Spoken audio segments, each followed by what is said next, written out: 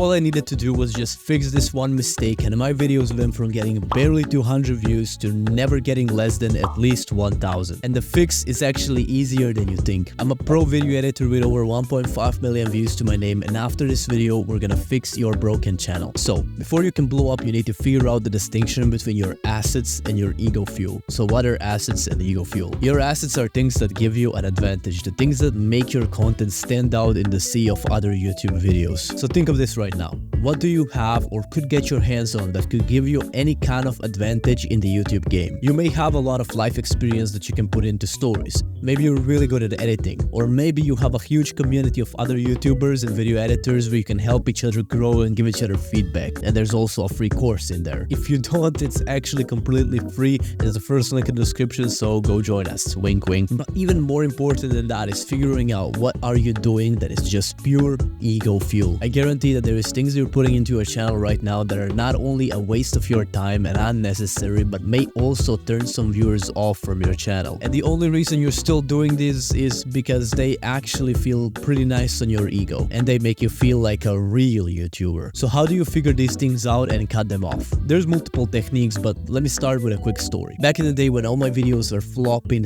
hard, when I was waking up to no new subscribers and feeling disappointed for the rest of the day, I was doing something very wrong that I thought was making me a pro but was actually killing me. See, a single 8-minute video would take me about 30 hours to make because I was doing things like leaving 8 hours for the script because I wanted it to be perfect, 5 hours for the thumbnail going into very little details, and all this so I could get 45 views on the video. Then I did something smart. I gave myself a deadline to finish the video in only 5 hours, and guess what?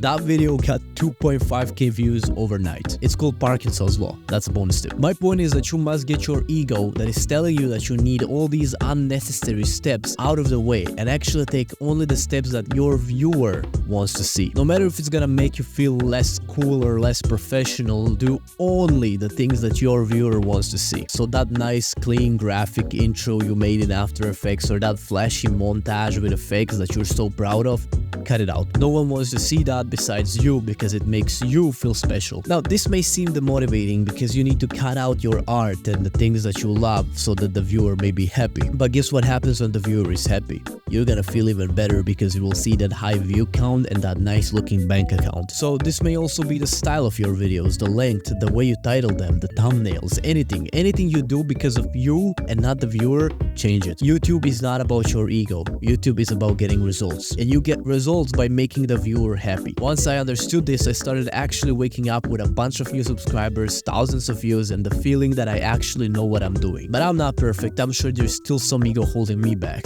And you don't need to be perfect right away, no one says that. But if you want results, do yourself a favor and prioritize what the viewer wants to see, starting by taking small steps. I'm gonna take a wild guess that the viewer of this video wants to see more from this channel, so if that's the case, you're in luck. There's a lot more. Just head down and press that subscribe. Bye.